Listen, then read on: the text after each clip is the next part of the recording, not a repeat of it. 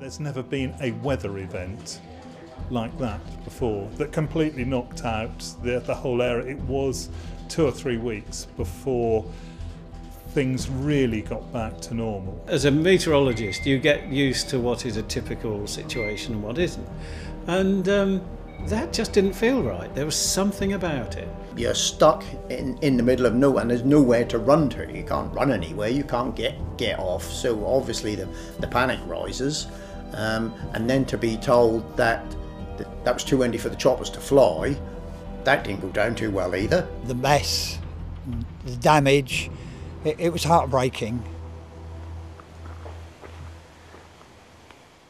The 15th and 16th of October 1987 brought a storm so powerful it left a trail of destruction, the worst in living memory.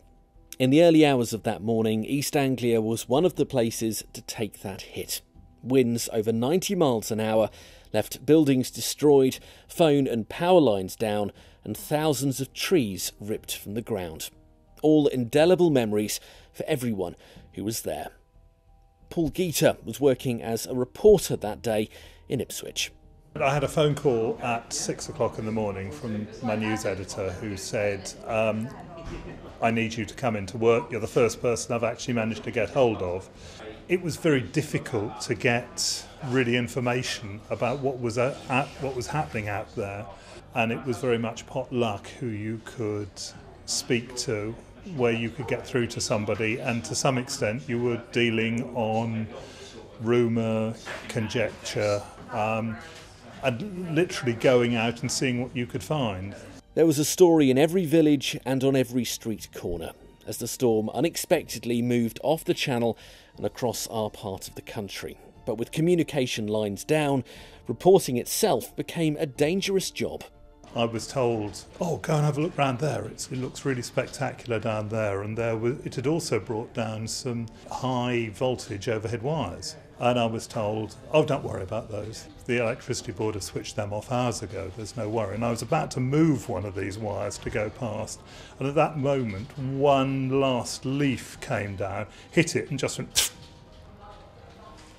And I don't know whether it was 25,000 volts or even more, but it wouldn't have been fun if I'd have touched that. In total, 18 people were killed across the UK that night. One was Sidney Riches, a West Norfolk farmer. That was after a car crash involving a lorry near to King's Lynn, where part of the road was blocked by a fallen tree. Famously, no one expected the storm to be so big.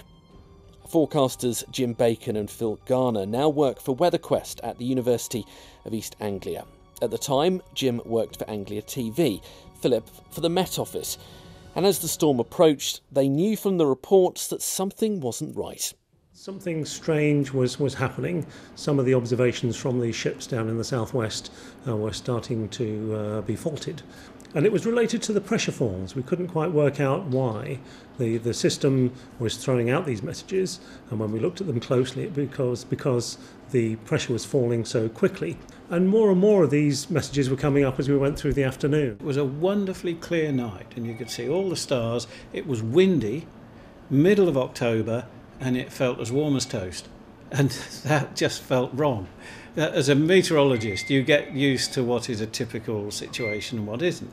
And that just didn't feel right. There was something about it.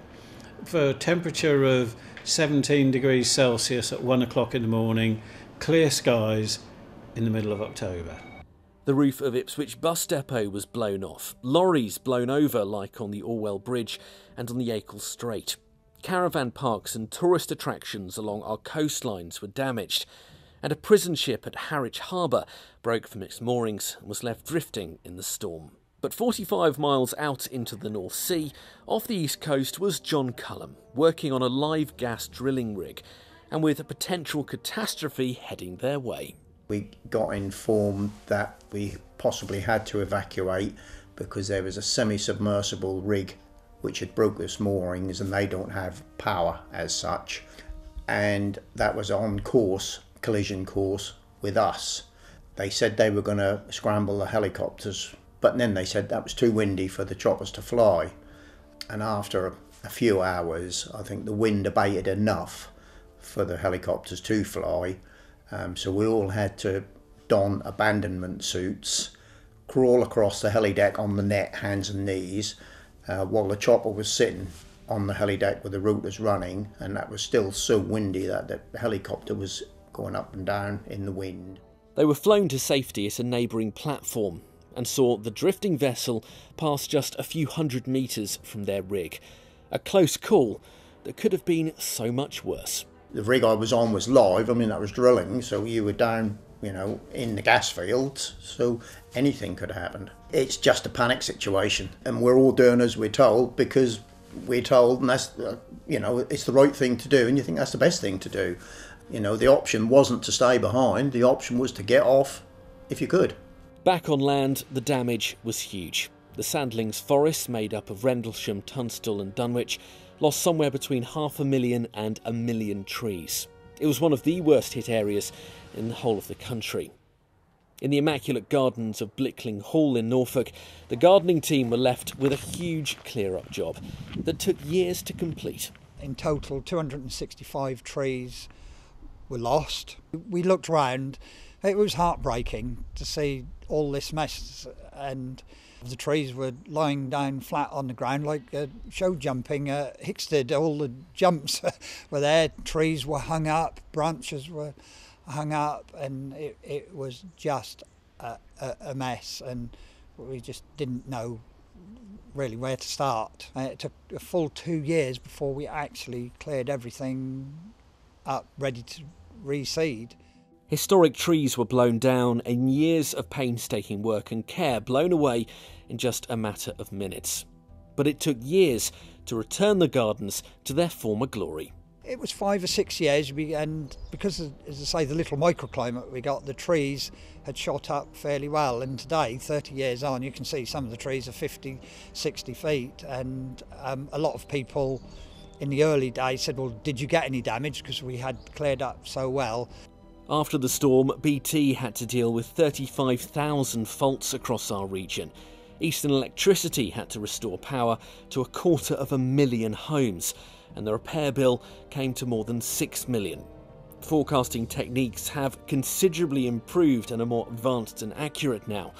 But could an 87 ever happen again? We're definitely better resourced to see them developing and happening, and I think that can give people a greater heads up should it happen again. We can give people warning through so many more media than just radio and television, which is what it used to be in the 1980s. It'll be happening this week, it'll be happening next week, somewhere in the Atlantic, and it's just the luck or otherwise that the storm track takes the strongest winds over a populated area.